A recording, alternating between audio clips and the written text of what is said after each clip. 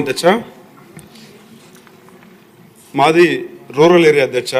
ఇక్కడ power construction దండిగా ఉంది అధ్యక్ష. మెయిన్గా చూసామంటే బాలగంగనపల్లిలో ఆల్రెడీ గత గవర్నమెంట్లో టెండర్ వేసి 33/11 kV శాంక్షన్ అయింది అధ్యక్ష. ఒకటి వచ్చి బాలగంగనపల్లి అట్ గంగాధర నెల్లూరు, ఇంకొకటి వచ్చి గాజంకి అట్ కార్వేట్ నగరం అధ్యక్ష. ఈ టెండర్ పిలిచిన తర్వాత అది అట్లనే పెండింగ్ అయిపోయింది అధ్యక్ష. ఇక్కడ ఇది పవర్ సరిగ్గా రావడం లేదు కాబట్టి చాలా ఇబ్బంది పడుతున్నారు అధ్యక్ష. ఇమీడియట్గా మాకు ఇది శాంక్షన్ చేయాలని చెప్పేసి మీ ద్వారా మంత్రి గారిని రిక్వెస్ట్ చేస్తున్నాను అధ్యక్ష.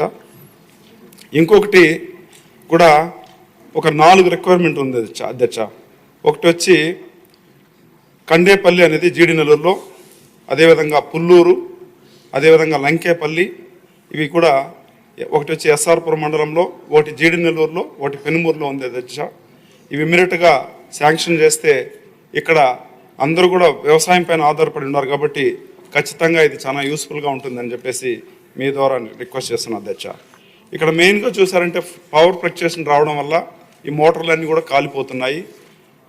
ఇక్కడ వ్యవసాయమే ముఖ్య ఆధారం కాబట్టి దీనిపైన మనం ఫోకస్ చేసే అవసరం కూడా ఉందని మీ ద్వారా రిక్వెస్ట్ చేస్తున్నాం అధ్యక్ష. అదేవిధంగా వర్షం వచ్చినప్పుడు ఒక 2 చోట్ల 2 బ్రిడ్జ్ వచ్చి కంటిన్యూ అట్లనే డిస్కంటిన్యూ అవుతుంది అధ్యక్ష. ఇక్కడ చూసారంటే సుమారుగా ఒక దగ్గర ఒక 20 నుంచి 30 విలేజ్లు ఉంది అధ్యక్ష. ఇక్కడ మెయిన్గా చూస్తామంటే బిఎన్ఆర్ పేట టు జీడి నెల్లూరు మండలం, ఇది కాన్స్టిట్యున్సీ అంటే జీడి నెల్లూరు టు చిత్తూరు కనెక్షన్ ఉంది అధ్యక్ష. సుమారుగా 100 విలేజెస్ ఉన్నాయి. దీనిపైన కూడా ఒక బ్రిడ్జి కట్టిస్తే బాగుంటుంది. ఎందుకంటే వర్షం వచ్చినప్పుడు ఇది సపరేట్గా ఈ విలేజెస్ కట్ అయ్యి అక్కడ నుంచి స్కూల్కి పోవాలన్నా routine day to day activities కూడా కంప్లీట్గా ఇది వచ్చి ఇక్కడ ఏం జరగడం లేదు అధ్యక్ష.